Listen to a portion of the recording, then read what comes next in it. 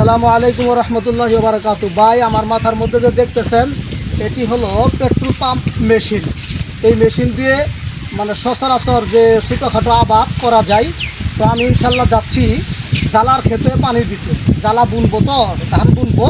এই ধানের ক্ষেতে পানি দেওয়ার জন্য আমি এই পেট্রোল পাম্পটি কিনেছি এবং মরিচের টালে পানি দেওয়ার জন্য কিনেছি। পাশাপাশি ছোটোখাটো আবাদের মধ্যে পানি দেওয়া যায়। ভাই, আসলে আমরা পরিশ্রম করি। আমরা পরিশ্রম যদি না করি, বসে থাকে খাইলে আমাদের শরীরটা অলস হয়ে যায়। এই জন্য আমরা কঠোর পরিশ্রম করব। আমরা শুধু মনে করি যে মসজিদ মাদ্রাসা নিয়ে থাকলেই মনে হয় শেষ না। ভাই, আপনি হালালভাবে উপার্জন করবেন, হালালভাবে পরিশ্রম করে রোজগার করবেন, এটা আপনার জন্য কঠোর লাভবান হতে পারবেন।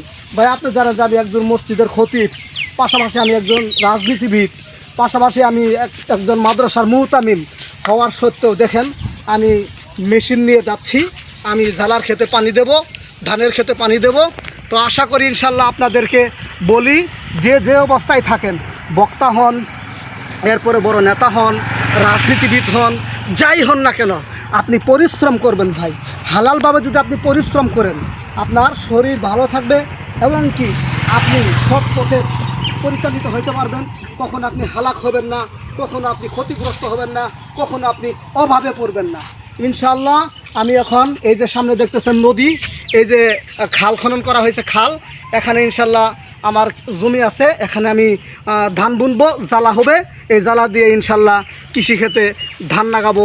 এই ধান দিয়ে জাতির উপকার হবে, কল্যাণ হবে, জাতি বাঁচতে পারবে, আমরা উৎপাদনশীল হব, আমরা পরিশ্রমী হব। ইনশাল্লাহ ভালো থাকবেন, সুস্থ থাকবেন এবং আমিও আপনাদের জন্য দোয়া করি সবাই যেন পরিশ্রম করতে পারেন, কঠোর পরিশ্রমী হন। সবাইকে ধন্যবাদ।